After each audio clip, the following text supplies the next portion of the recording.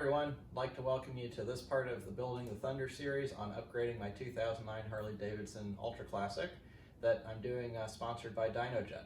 So if you've watched the videos that I've posted either here on my channel or that DynoJet has posted on their channel or read the blog entries, hope you've been checking them all out because they're all really good and really interesting, then you know kind of why I'm doing this project and you've seen some of the parts that I'm going to be putting on. So today's the big day when we're actually going to be putting these parts on the motorcycle, or at least getting as far as we can before the date is out. So as you can see, I've got the bike already set up. I've got the oil draining, and yes, I'm going to have to tip the bike up to get it to drain out the rest of the way. I'm just letting it start draining right now. And I've got my tools out that I need. If you watch the channel, you know I've got a pretty decently equipped shop. But if you're thinking about doing this and you're wondering about some of the tools you're going to need, the ones that they recommend include the Harley-Davidson manual, a torque wrench, some feeler gauges, a piston ring filing tool to make sure that you get the gap correct on the piston rings, piston ring expander, and then also a piston ring compressor tool. Now I don't have a compressor tool here because the piston ring expander and the compressor tool, those are arguably optional. It depends on how you prefer to put the rings on the pistons. Some people like to take the piston rings and just kind of roll them around on the piston. I'm not a big fan of that because I always find that whenever I've done something like that, that they end up scratching the piston, and that's not desirable. I prefer using these tools. On the other hand, with the piston ring compressor, because the cylinder is going to be sliding onto the piston assembly that when it's already connected to the rod and connected to the crankshaft, there's really not a good way to get a piston ring compressor back off once you get the whole thing assembled. Now, in the piston aviation world, we've got these special compressors that are basically made out of a cast or forged steel, and they've got a slot so that they can go around the connecting rod after you get the cylinder pushed on. The construction's very similar, but I wasn't able to find anything like that that was sized for the Harleys, and reality is you can kind of walk the piston ring on by compressing it around as you're putting the cylinder on. So I think that that's going to work okay. We'll see when I get into it. I may be wrong, and if so, I'll make a note of that. But as you can see, I've already gotten some stuff started. I've got the seat off, I've got the saddlebags off, I've got some of my tools laid out.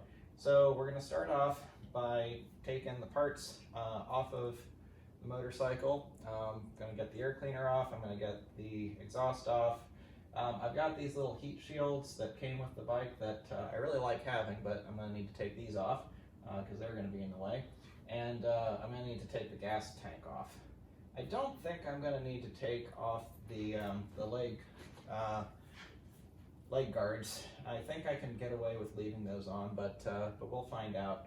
You know, as a mechanic, I generally try to take as little stuff off as possible when doing a job, but so we'll see how that works out for me. So let's get to work.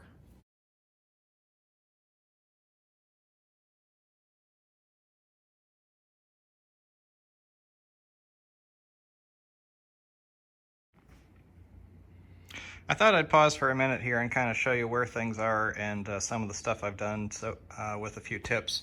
So as you can see, I've got the bike pretty close to ready to start taking the cylinders off. I've only been working about hour to hour and a half so far, so it gives you an idea of how quickly this goes, and I've never done this before, so I'm definitely not working as fast as I could. So you saw in the time lapse, basically what I did was I started off by taking the exhaust off, and I took it off in 4 pieces. The mufflers on this side and the other side.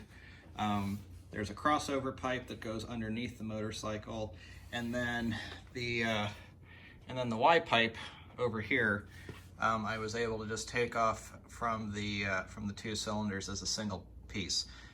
Aside from having the nuts at each cylinder, and then you got the couple of bolts back here for each muffler, then you've got a mount here for the crossover, and a mount here, kind of where the two parts of the Y come together.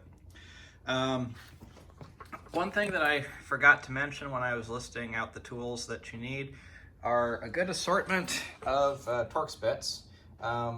So far, the only Torx bits I found are for my air cleaner. Now keep in mind that this was an aftermarket air cleaner, or an upgraded air cleaner rather, as part of the stage 1 upgrade that I had done previously. But it was a genuine Harley part, and it had Torx bits on it. I hate Torx. I think Allen heads are a whole lot better if you're going to do anything of that sort, but for some reason they put Torx there. So make sure that you got the Torx bits as well, or you're going to be frustrated. I'd actually forgotten I had this really complete kit over here for a little while, so I was trying to find the right bit that I otherwise didn't have. So good thing I remembered. When taking the exhaust off, you also are going to need to unbolt your footboard and at least swing it out of the way, kind of like what I did over here. Taking the fuel tank off, this is really very simple.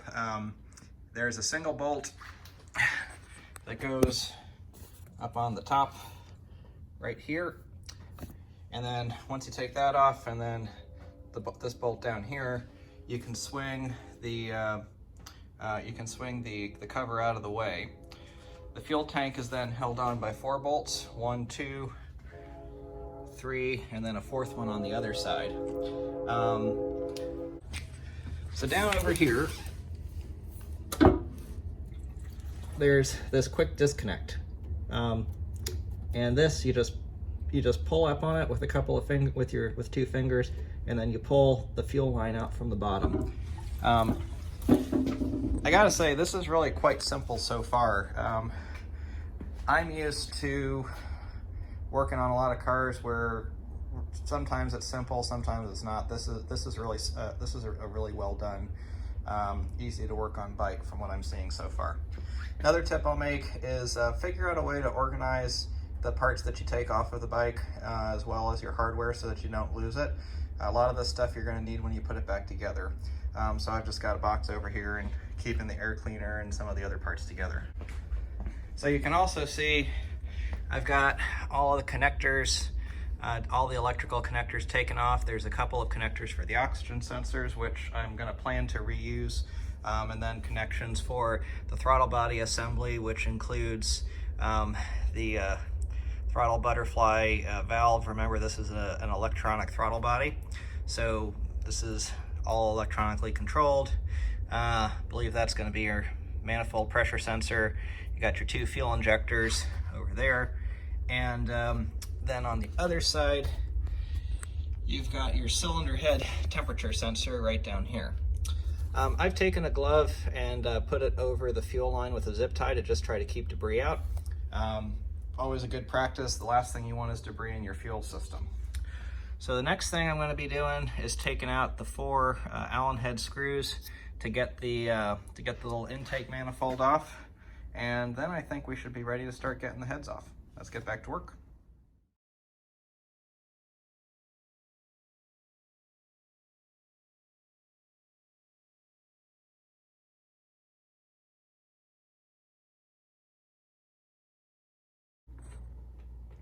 Well, that went a whole lot easier than I thought, so I figured I'd pause here just to give you a few pointers and tips.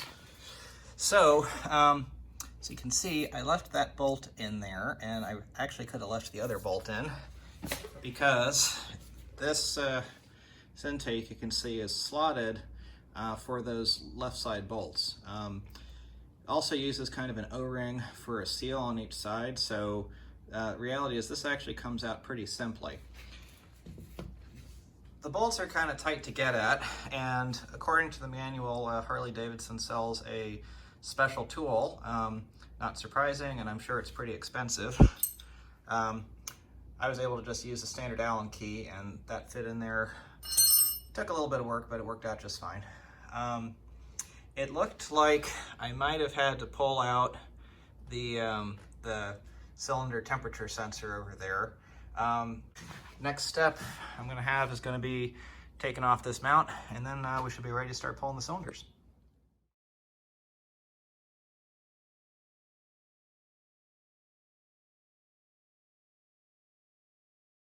I wanted to pause for a minute here to kind of just talk about where I am and a couple of parts of the setup that I forgot to do. So I've got the motorcycle on my motorcycle jack right now. The reason that I have this, reason I'm doing this is because it's time for me to take the rocker supports off. And per the manual, to do that, you need to have the cylinder that you're working on in the top dead center position with both of the valves closed. That would be the point when the spark plug would normally be firing, or thereabouts. So there's a couple of ways that you can do it per the manual. The way that is going to ultimately be the easiest for me is to jack this up, put the transmission in 6th gear, which I've already done, and then when you do that, you can rotate the back wheel and it'll rotate the engine actually pretty easily, which makes sense if you think about the fact that how the gear ratios work and all that. So, so I'm about to go do that, and once I have that done, I'll be able to take the rocker supports off for whichever cylinder I do first, and then the following cylinder. No real notes for getting the rocker covers off. That's pretty straightforward. Harley puts in the manual a specified untorquing sequence. I've never heard of that before. I did that for loosening them, but I'm not really convinced it was truly required. Yep, I think I'm ready to just keep on going.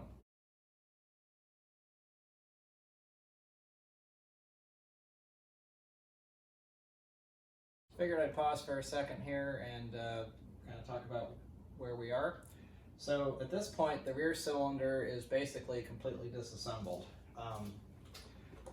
I got the cover, I got the bolts for the breather that sits in the middle of the rocker support, the 4 bolts for the rocker support, got that whole assembly out. Then there's 6 bolts that hold this rocker box surround area, get that off. After that, there's the 4 bolts that hold the cylinder head to the cylinder, and then also hold the cylinder to the crankcase. And I guess I got a little bit out of order there, because before I got to that part, I got the push rod tubes removed, got the push rods removed, got the lifters removed. All of that's pretty straightforward. Let me just bring the phone here a little bit closer so that you can see. Actually, before I do that, I'm just going to show you removing the cylinder. So removing the cylinder, actually pretty simple. One thing I'll say is that I've got this small dead blow hammer here. Sometimes after these things have been sitting for a while, they just need a little bit of a tap. These dead blow hammers are great because they're surrounded by plastic and you've got the material on the inside. That's why they rattle when you shake them. And they're good for just a nice little tap that'll loosen things up without damaging them. The cylinder head actually just came right off. I didn't have to tap it at all. I went to go tap it and just pretty much fell right off. It was torqued down properly and everything, so there's no indication that it was leaking, just that it came apart nicely. Once the cylinder head's off, you can basically just rock the cylinder out. And I'm gonna try doing it this way. Maybe a little unconventional, but, and it just comes out nice and easy. Not bad at all. So, all right, so let me put this down and bring the phone over and kind of show you a few things. All right, so the first thing I'm going to say is that the rear cylinder, you definitely have less access than the front cylinder. This is commonly known. Everything is still accessible, I found, with standard tools, but you might have to get a little bit creative in terms of using, say, a short socket. For the 2 rear bolts that hold this rocker box surround on, I had to start off with a short socket and then finish them off with a wrench coming from a different angle. So nothing, really nothing too bad. Just you know, sometimes when you got a tight spot, you need multiple tools to get the job done. And but like I was saying, so I started off by taking these 2 bolts off for this breather. So each cylinder has a breather that just lets the crankcase vents go through the intake. Then it's these 4 bolts that hold the rocker assembly on. You can see what the rocker assembly looks like over there. I find this pretty interesting personally, just because I'm used to standard pushrod engines that don't have rockers shaped like this. The rockers are normally just pivoting on a part front to back. Here you kind of got the shaft pivoting as well. So pretty neat design. Once that's done, like I was saying, you got 6 bolts that hold this cover on, and then once that pops off, you then get access to the 4 bolts.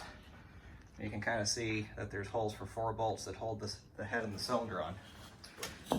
But let's take a look at how my engine looks now that we've gotten this part taken apart.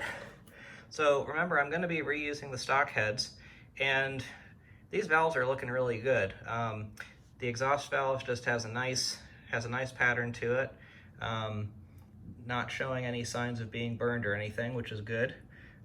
Intake valve looks good as well. Looking at the cylinder, you can see it still has cross-hatching on it, which, seeing as the bike only has 10,000 miles on it, that's not surprising at all. But the cylinder looks like it's in good shape. Piston also looks pretty good. I'd say on the whole, you got a bit of a carbon buildup on there, but you expect that.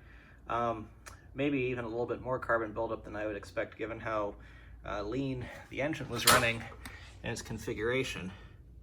And looking inside the engine, I don't see any signs of rust or anything. It looks like everything's in pretty good condition. So now that I've got this cylinder off, I'm going to go ahead and just repeat the process for the front cylinder. Remember, now what I'm going to have to do is I'm going to have to rotate the engine to make sure that the forward piston now is at top dead center and that both of the valves are closed before I get started. So I'm going to have to go through that process again. And while doing that, even though I'm not going to be reusing these pistons, it's a good idea to just make sure that you're holding the piston so that it's not contacting those studs while you're doing it, just to make sure you don't get anything in the engine or damage the pistons, because who knows, maybe I'll want to keep these for some reason and reuse them someday. So let's rotate the engine around and get the front part off.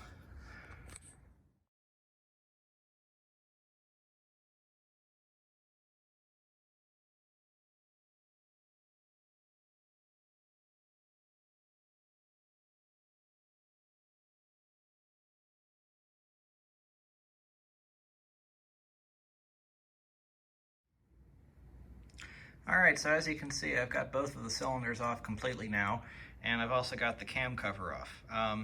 Getting ready to take off the cam tensioner here, and then take off the cam sprockets.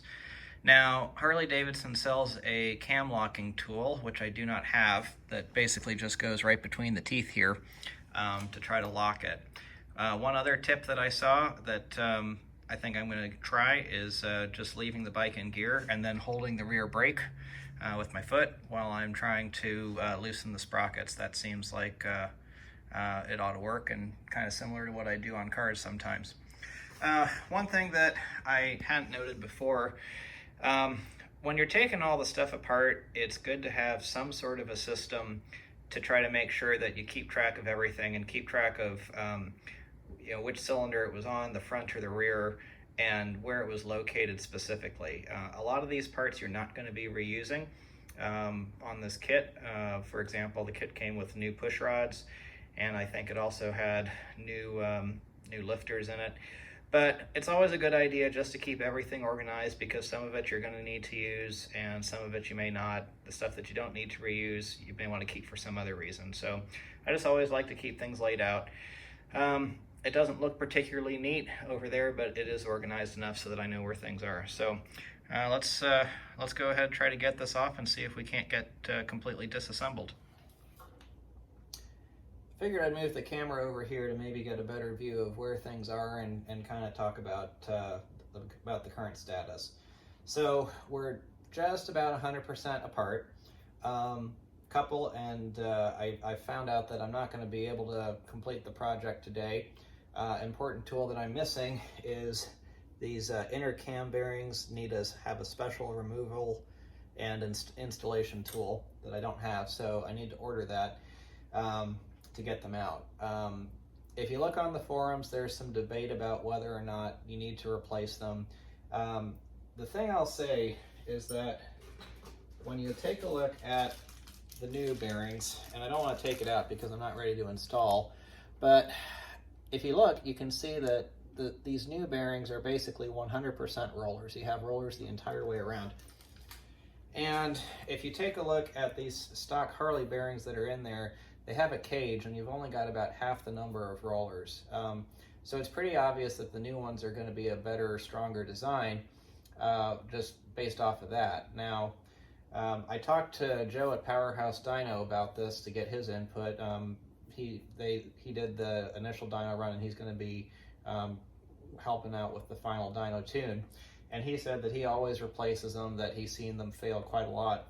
Another tip that he gave me that I'm about to do is he said he would recommend rotating the crankshaft with the transmission in neutral a number of times, and as you're rotating it, make sure that these rod bearings are still loose. That he's seen some issues where sometimes the rod bearings will go bad, and that's the easiest way to tell. And of course, if they are bad, now is the best time to replace them because I've already got the bike torn down. Only got 10,000 miles on it, and I've taken good care of it, so hopefully that's not the case. But so my plan for now, since I'm not going to be able to get those cam bearings replaced, and therefore I'm not going to get the cams installed, what I'd still like to do is, assuming that these bearings are good, which hopefully they will be, I don't see why they wouldn't, I'm going to take the pistons off, check the ring gaps for the new rings, put those new rings on the new pistons, put the pistons in the cylinders. Joe gave me another tip on that, and I'll show you what I'm going to do there when I get to it. And then try to get the cylinders and the heads on and torqued on. And if you think about it, that's something that we can do just fine without doing anything with the cams. It's not going to get in the way at all. So at least we'll be able to get part of the way back together, even if we can't get the full way back together. And we'll see. Let's get back to work. All right, I figured that I'd just kind of do a little video here to show what I was talking about with checking these rod bearings. So you can see these are really loose, which is exactly how they're supposed to be. These are roller bearings, so they should never be tight. They should never hang up. And so what Joe said he would do is just basically rotate the crankshaft around, make sure that you're being careful with that you're not going to nick the crankcase when you do this, and just keep on making sure that you're not seeing any kind of wear spots. And you have to do this a bunch of times because since these are roller bearings, every time that you stop, the rollers are going to end up in a different position. So you don't just do it at one spot. The rollers could have flat spots somewhere, and if you don't try this in a bunch of positions, you might be missing where you've got a wear spot. Realistically, these seem like they're in pretty good shape. I'm going to do it a few more times just to make sure that it's all looking good, but I think we're probably in a good spot to take these pistons off and start getting set up with just getting the new pistons ready to put on.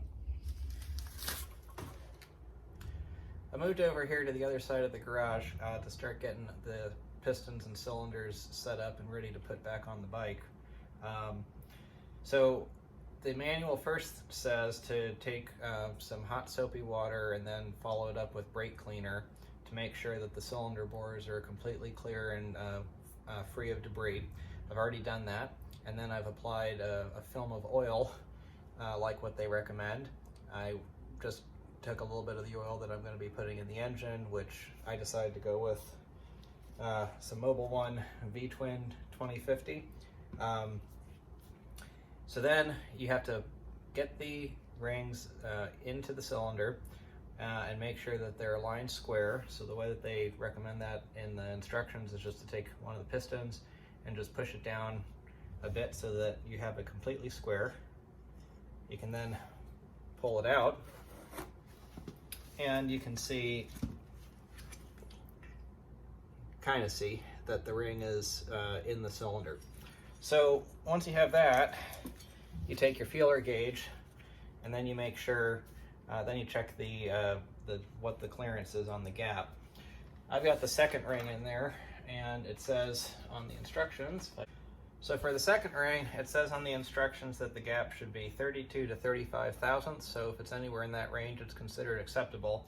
It does point out that if you have a gap that's on the high side, or if you're racing, that you should make sure that the gap is on the high side, and this kind of makes sense because if you're racing, you're going to be on high power more, there's going to be more heat, and you want to have a little bit of extra clearance to make sure that you don't run into the rings getting too tight. So, so that's the reason for that. So I'm going to check all of these, and if I have to file any of them, then I'll do a video showing you how I do that. I've got my filing tool down here. Okay, so these do not fit in here. So I know that this is on the tight side. So let's get this out and set up. So I got my filing tool here. I've got my piston ring.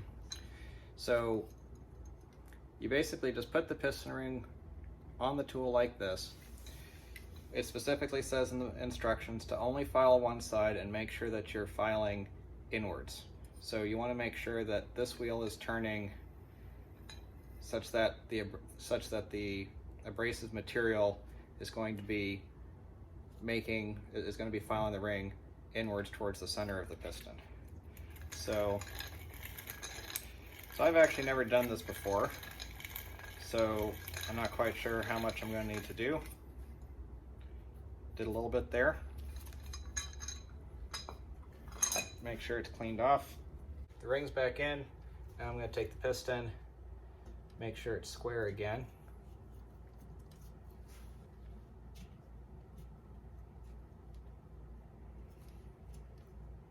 Okay.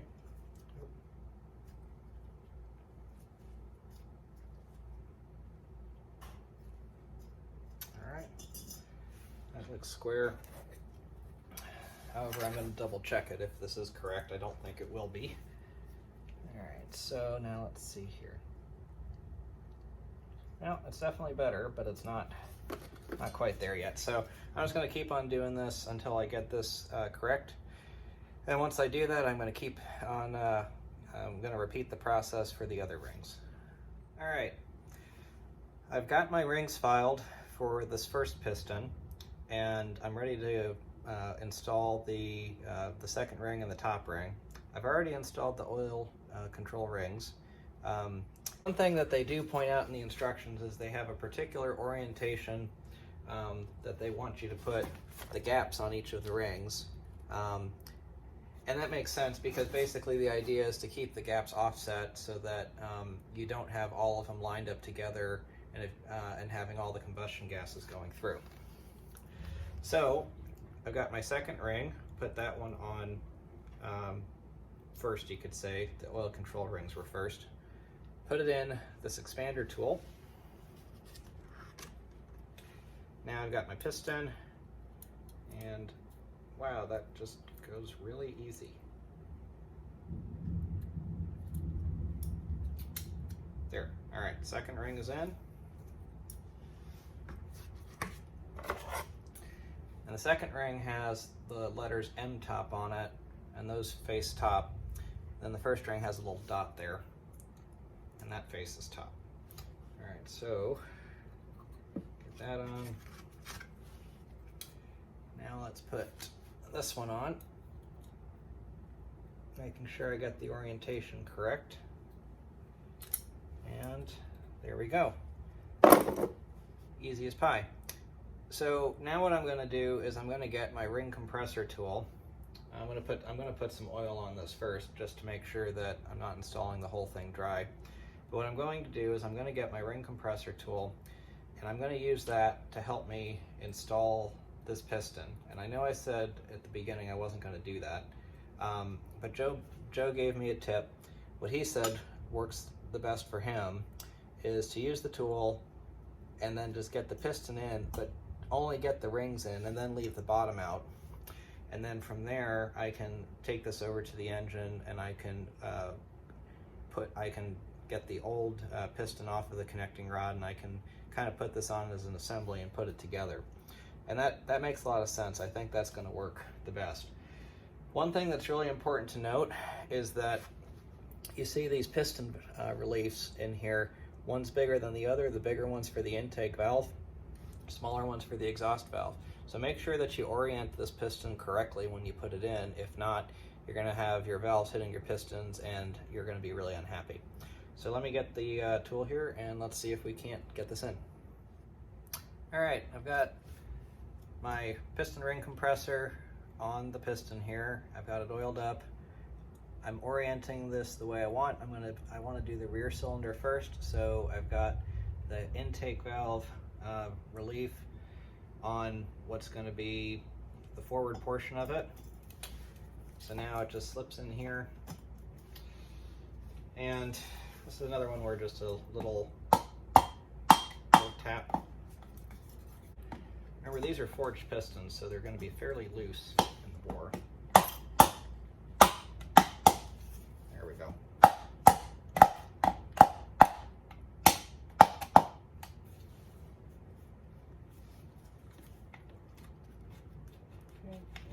let's see. Make sure that I didn't mess this one up. Nope.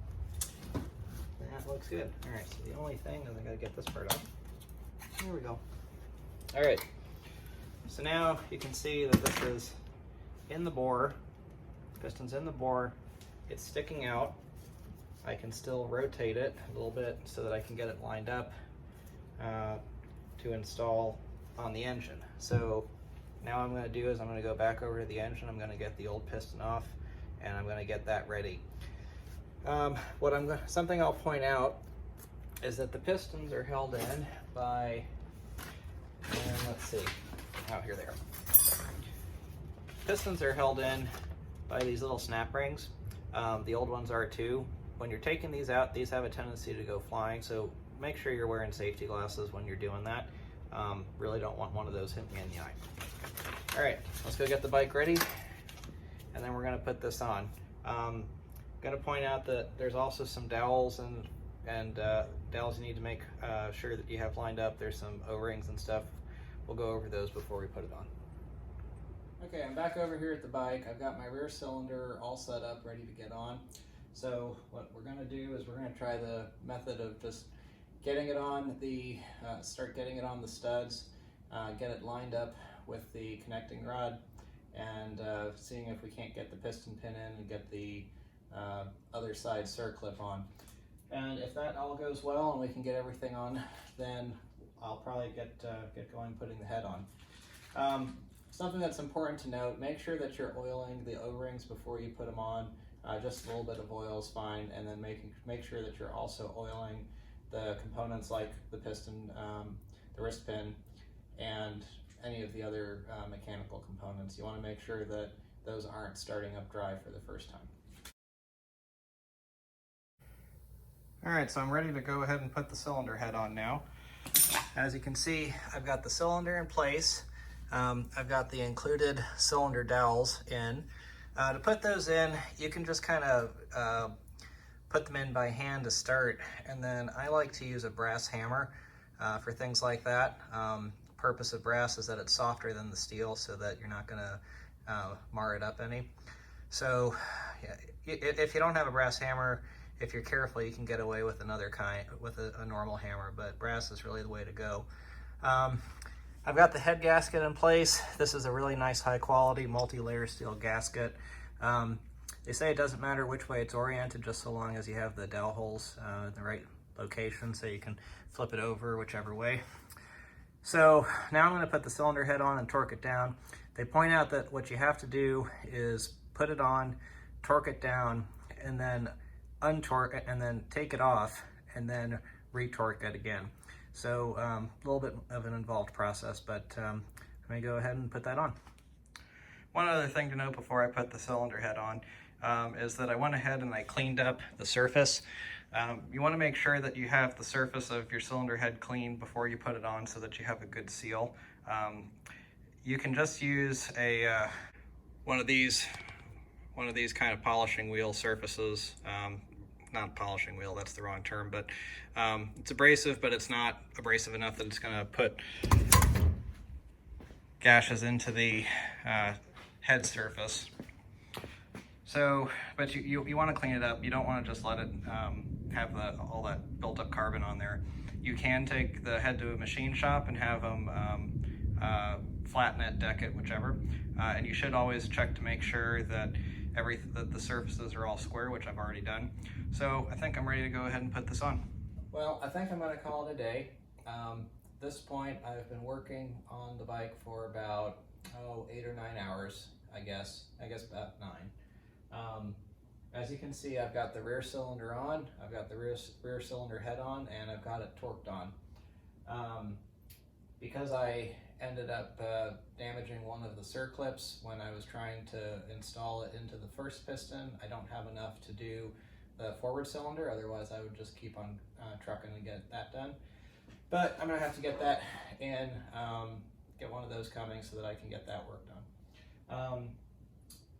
I also need to get the special tool for removing the cam bearings and installing the new one, so I'm not going to get done this weekend anyway. So that's the tool that I wish I'd ordered ahead of time. Otherwise, if it wasn't for that, I think I could actually just finish this up tomorrow. The book says that this is about an 8-hour job, and I think that if you're a shop that does this kind of work regularly, has all the tools, has done it before, then I think that's probably about right. I'd sort of figured to double that for it to be 2 days, and I think that would probably be about accurate if I had everything I needed. Because of this setback, I'm going to end up finishing it up probably next weekend, and that's just fine. I guess a couple of notes for doing this. You know, when you're digging into the engine, it is major surgery. That said, this is really not too bad of a job to be doing. Certainly, if you were just going to stick to doing the cams by themselves, I think that would probably be a little bit more straightforward, just because you don't have to deal with getting the piston rings compressed, get them to the right size, get the rings to the right clearance, and try to compress them in. I'll admit, putting the cylinder on was kind of a pain. The biggest part that was a pain about it was getting those circlips in. Harley does make a tool that supposedly makes it easier, but it's just one of those things that I always have found those to be a pain to deal with. If I did it more, I probably wouldn't mind so much, because I'd probably be better at it. But really, this is an in-depth job. But if you take your time, really not so bad. We'll see how I feel about that at the end of this whole thing. But I'd say I'm pretty happy with the progress today. I would have liked to at least have gotten both of the cylinders back on, but that's really a pretty minor setback. Got this rocker box is physically in place, but I'm not tightening it down yet. I need to take a look and decide if I need to buy new gaskets or not. I think I'm probably going to have to get those as well, in which case I have to get them coming or go up to the Harley dealer and grab them from there. But otherwise, really, S&S has good instructions on this. If you have the Harley manual that tells you all the details about what you need to do to take this apart, it's really not too bad of a job. Just take your time, and like I said, I'm pretty pleased with the work for today. So I'm going to continue this once I get a few more parts in.